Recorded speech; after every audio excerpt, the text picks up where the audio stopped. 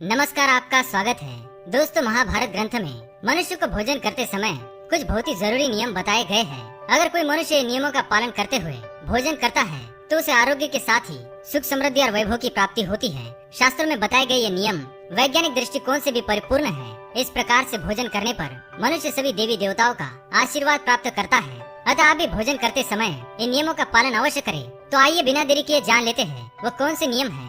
पर उससे पहले अगर आपने चैनल को सब्सक्राइब नहीं किया है तो इसे सब्सक्राइब कर लीजिए। साथ ही वीडियो को एक लाइक करना ना भूलें। सबसे पहली बात, भोजन करने से पहले 5 अंग, 2 हाथ, 2 पैर और मुख, इनको अच्छी तरह से धोकर ही भोजन करना चाहिए।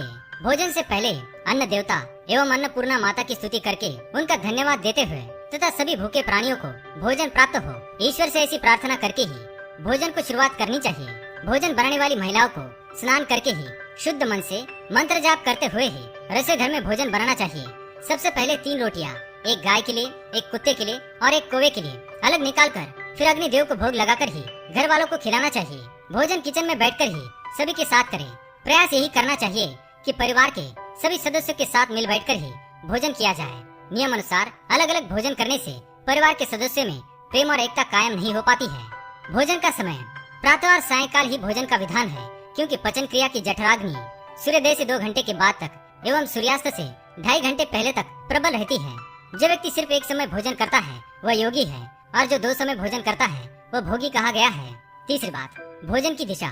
भोजन पूर्व और उत्तर दिशा की ओर मुख करके ही करना चाहिए। दक्षिण दिशा की ओर किया गया भोजन प्रेत को प्राप्त होता है। पश्चिम दिशा की ओर किया हुआ भोजन खाने से रोग की वृद्धि होती है।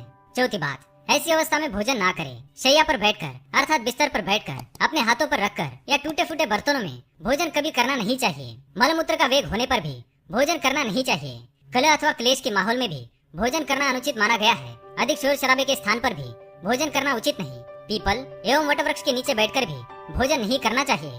परोसे हुए भोजन की कभी निंदा नहीं करनी चाहिए। खड़े खड़े भोजन करना भी अनुचित माना गया है। जूते पहनकर या सिर ढककर भी भोजन नहीं करना चाहिए। आइए अब जानते हैं भोजन कैसा होना चाहिए। बहुत तीखा या बहुत ही मीठा भोजन नहीं करना चाहिए। किसी के द्वारा छोड़ा हुआ भोजन भी कभी ग्रहण नहीं करना चाहिए। आधा खाया हुआ फल, मिठाइयाँ आदि फिर से नहीं खानी चाहिए। खाना छोड़कर उठ जाने पर दोबारा भोजन कभी करना नहीं चाहिए। जो कोई भी ढिंडोरा पीट कर खिला रहा हो वहाँ पर जाकर कभी भोजन नहीं करना चाहिए। पशु या कुत्ते के द्वारा छुआ हुआ भोजन कभी करना नहीं चाहिए। रजस वाला स्त्री के द्वारा परोसा गया भोजन भी करना अनुचित है। श्राद्ध का निकाला हुआ, बासी या मुंह से फूंक मारकर ठंडा किया गया भोजन भी करना अनुचित है। बाल गिरा हुआ भोजन भी ना करे। अनादर युक्त अवहेलना पूर्ण परोसा गया भोजन भी कभी ना करे।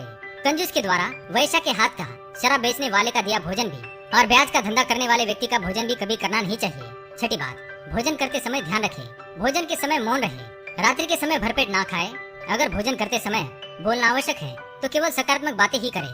भोजन करते समय किसी भी प्रकार की समस्या पर चर्चा ना करें। भोजन को बहुत चबा चबा कर खाएं। सबसे पहले मीठा, फिर नमकीन और अंत में कड़वा खाना चाहिए। थोड़ा सा भोजन करने वाले को आरोग्य, आयु, बल, सुख, सुंदर संतान और सौंदर्य प्राप्त होता है। सातवीं बात, भोजन के पश्चात क्या नहीं करना चाहिए। भोजन के तुरंत बाद पानी या चाय नहीं पीना चाहिए। भोजन के पश्चात घुड़सवारी, दौड़ना, बैठना, शौच आदि प्रकार के कार्य नहीं करने चाहिए। भोजन के बाद क्या करें। भोजन के पश्चात दिन में भोजन करने के पश्चात टहलना चाहिए और रात्रि के समय 100 कदम टहलकर बाईं करवट में लेटना अथवा वज्रासन में बैठने से भोजन का पचन अच्छे से होता है। भोजन के 1 घंटे के बाद मीठा दूध एवं फल खाने से भोजन का पचन अच्छी तरह से होता है। भीष्म पितामह ने अर्जुन को दिए महत्वपूर्ण संदेशों में कहा गया है कि जिस थाली को किसी का पैर लग जाए उस थाली का त्याग करना चाहिए। ऐसी थाली विष्ठा के समान त्याज्य होती है। भीष्म पितामह कहते हैं कि भोजन के दौरान थाली में बाल आने पर उसे वहीं पर छोड़ देना चाहिए। बाल आने के बाद भी खाए जाने वाले भोजन से दरिद्रता का सामना करना पड़ सकता है। भोजन पूर्व जिस थाली को कोई लांग कर गया हो ऐसे भोजन को भी कभी ग्रहण नहीं करना चाहिए। इसे कीचड़ के समान छोड़ देने वाला समझना चाहिए। भीष्म पितामह ने अर्जुन को बताया कि एक ही थाली में भाई भाई भोजन करे तो वो अमृत के समान हो जाती है।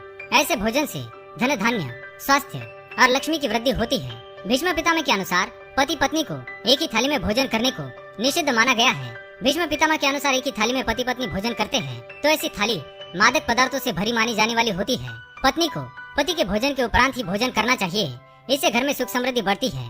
तो दोस्तों, ये तो महत्वपूर्ण बातें जो महाभारत में बताई गई है। अगर ये जानकारी आपको पसंद आई तो वीडियो को लाइक करें, कमेंट में जय मां अन्नपूर्णा अवश्य लिखें।